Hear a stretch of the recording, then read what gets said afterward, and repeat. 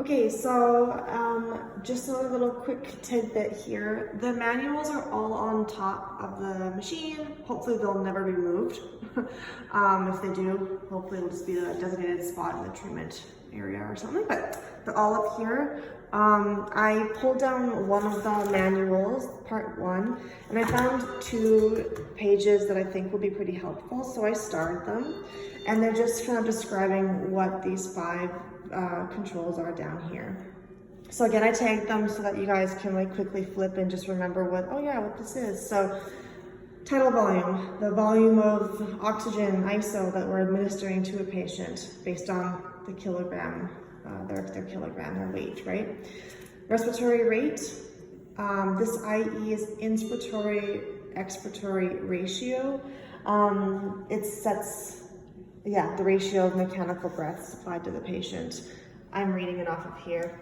It's right here, just in case you guys forget. The ratio is always going to stay like 1 to 2. It's just the appropriate ratio. You can adjust it, but it's an appropriate ratio that we don't have to change.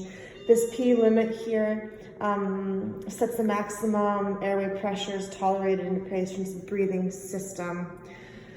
That's written down here as well. So if the high airway pressure limit is reached, so if that 40 centimeters of water is reached, then inspiration stops and exhalation starts. So it just sets a pressure so that the PET can't keep inhaling and like hyperventilate itself. It's just the maximum pressure. Once it's reached, it'll show up kind of way up here. Once it's reached, they can't inhale anymore and then they have to exhale. So it just kind of drives their inhalation and expiration. Just keeps it at an appropriate level. The next one is PEEP here. Where is it? This sets the positive and expiratory pressure. We won't really have to play with this at all when you're in volume control. So the values here, it's always going to be off. You can't really use it in this volume control.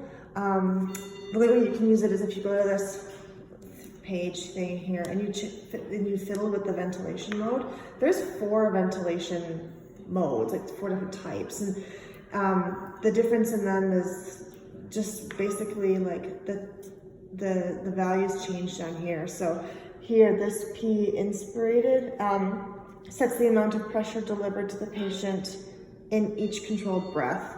So it just basically means, it just gives you like 4 different types of ventilation, and the only difference is like the types of values that you can play with. You can just play with more things.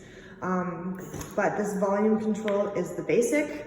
It's straightforward. It's appropriate for us, and that's all we need to do. But if we get to like really advanced things, which I don't think we're at just yet, then we would play with these other ventilation modes. But for now, we're just sticking with volume control.